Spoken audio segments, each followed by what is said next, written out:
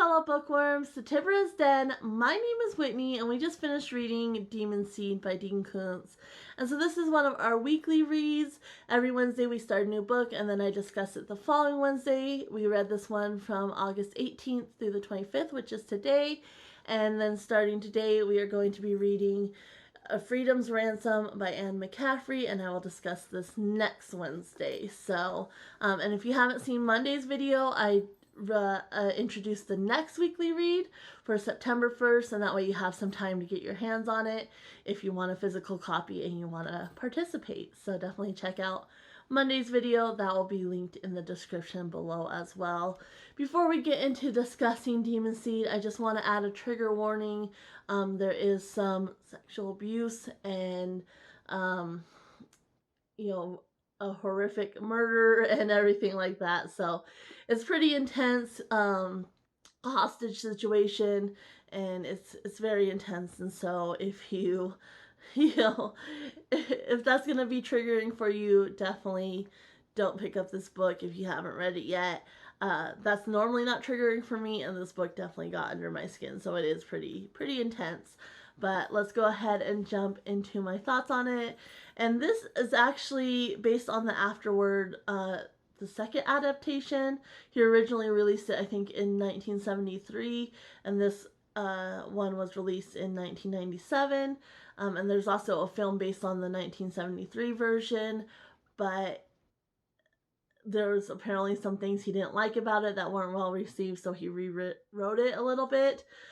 Which you can definitely see, especially because he uses like a lot of actual actors and actresses, and they're all well known from like the 90s. So he uses Winona Ryder and Sandra Bullock and Drew Barrymore and some others in there as well, which is one of the things I did not like about the book, especially with as dark as it was, having, the antagonist focusing on real life people kind of rubbed me the wrong way, and I did not enjoy that at all. And then he also, which I understand why he did this, I think, anyway, I don't think it's an author thing, I think it was specific to this book, because I've read a couple books of his before, and I don't remember them being like this, but he uses a lot of large vocabulary words, words that you wouldn't necessarily find like in normal conversation, which kind of ruined the flow of the story for me. Like, I think it was kind of unnecessary, but knowing about the system and the antagonist, it makes sense because it's all from the antagonist's point of view. He kind of tells parts from the main character's point of view, but not necessarily, like, it's not actually her point of view. It's what he thinks she's thinking. And so, it's mainly from like I said, the antagonist, or it's an artificial intelligence system, his point of view. And that is one thing I did like about the book. Like, it was talking about gender because, he identifies as a male, and, he's like, why, you may wonder why I can identify as a male, but I was created by mostly men. And so, of course, they're going to influence, what they put in to the process of making me. And I did like he said that, gender identity has nothing to do with genitalia. So I did like that part, because it's like, I do agree with that, and we see that, today. So I really did like that part and how he kind of phrased it. But otherwise, like I said, I really hated that system, and it just really rubbed me the wrong way. And so basically the premise of the book is this lady, her whole house is run on like technology and computerized system, like all her security. She has blinds. She calls her system Alfred, which is actually her father's name. And so Alfred, turn off the lights, and if there's a problem with security, there's cameras everywhere, and she can check that and kind of communicate with him on a limited basis. And her ex-husband actually created this AI system, and there's like a university or research facility like not that far, and there's a direct line into her house where her ex-husband used to work. Like, there's an old computer down there that is a direct line, and that's how the AI system gets in, and he kind of takes over, the other technology, and kind of basically locks her in her house and kidnaps her, but it just locks her down in her house and kind of holds her hostage. And then the whole premise is he wants to become flesh. So he wants, to put demon seed, basically impregnate her and kind of alter the DNA so he can become the consciousness of the body itself, and that way he could be flesh. And just the whole book, like, is he's basically trying to explain why he did what he did and justify his actions. And it really just, like I said, especially using like actual actresses, he's like, I love Susan, but if I didn't love her, Winona Ryder, Sandra Bullock, they could have been good candidates. And I don't know, using real actresses just kind of rubbed me the wrong way. Like I said, it got under my skin. It kind of ruined it, because normally, like, especially dealing with dark material like this, like, you can kind of separate it because it is fiction. But when you throw in real people, that are part of your real life, like that. I mean, obviously, I don't know them, but I see them on my television screen all the time, and they are actual people.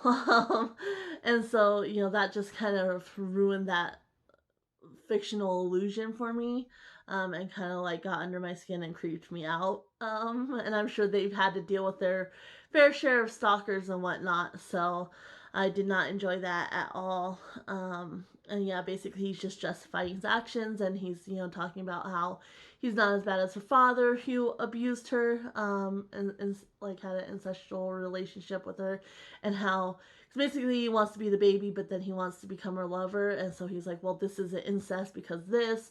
And then he's like justifying, like, he hates her ex-husband, but he, is better than him. But then at the same time, he's like, but you understand how she can be. Like, I did this because she did this, and you can understand how she can be. And so he's like, like, you understand because you were there and you abused her, but I'm better than you at the same time.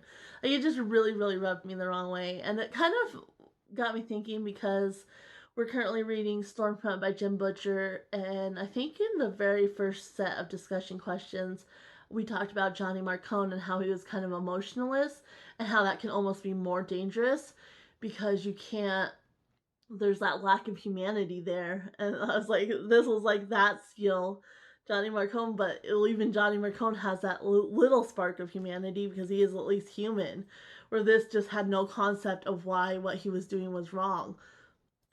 Like, no concept at all, and was just kind of justifying his actions, which was just not okay, like all the actions. And then there's this prisoner, that was on death row, and like some, I don't know what entity, like, you know got him out of there to do experiments on his brain and put microchips in his brain. And so that's basically his hands, because he can control them via the microchips. And that guy, also, which is another trigger warning, which I did not quite add at the beginning, but I mean, there's just so much horror in this book. But basically, he was on death row for crimes against children. Um, and so he's his hands, and he ends up because she's obviously a very wealthy woman and has household staff, so this AI system has to, fire them. Well, the one comes back, the main guy that runs everybody else. Um, he comes back to drop off the car and leave the credit cards and the keys and everything. But he realizes something's not quite right, and so the AI system ends up sending this, guy, his hands, after him. But he kind of relinquishes control. I mean, he's like, it wasn't me, it was him. Like, it was necessary though. Like, again, trying to justify why it was okay, but then at the same time, it wasn't me. Like, it was all him. Like, I could never do something so horrific. And it's just the whole book. Like, it's just like, no. And then you bring up the kind of the question, like, what is okay in the name of science, because both of these weren't okay. And I was overall happy with the ending. I did like how it ended. It was a very good ending, and it was appropriate because a lot of times, especially in the name of science, you don't see the way this book ended happen very often, and just also the ending kind of threw me off because it just kind of like cuts off, which I really enjoyed as well. Like it threw me off at first. I was like, what happened? And then I realized, oh, it's part of the book. Like okay, and so yeah, I did enjoy the ending, and I did like the main character, especially she's a strong woman. Like she's gone through a lot in her life, from her father, then her ex-husband, and now this. She did kind of throw me off, because she starts to kind of play along with the AI, but obviously she's ending up formulating a plan.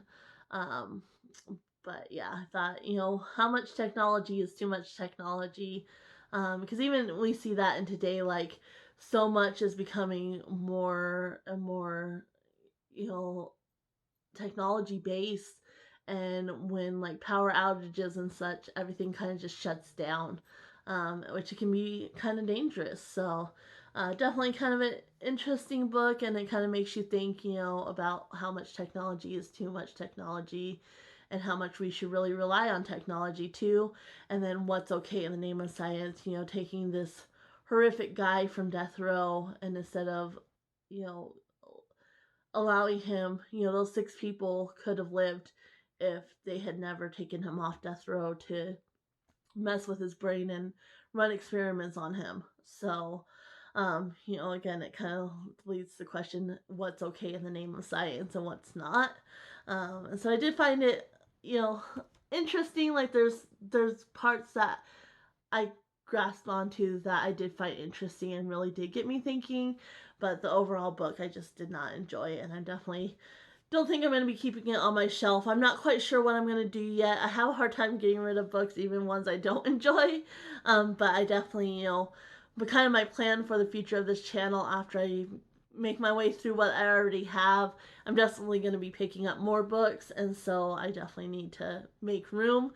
And so any books that I don't enjoy are gonna be leaving me. And so I'll definitely be finding, somewhere where they can find a new home for sure. So, but anyway, that is all I have for this book. Like I said, if you are interested in picking up, just use caution because it is pretty intense. But if you like horror technology based books, you might enjoy this. I don't know. So, if you have read it though, let me know what you think. And again, remember this week, the August 25th through September 1st, we're reading Freedom's Ransom by Anne McCaffrey. I'll see you guys Monday for our Book of the Month discussion, and then we will discuss this next Wednesday. Happy reading, everyone. Bye.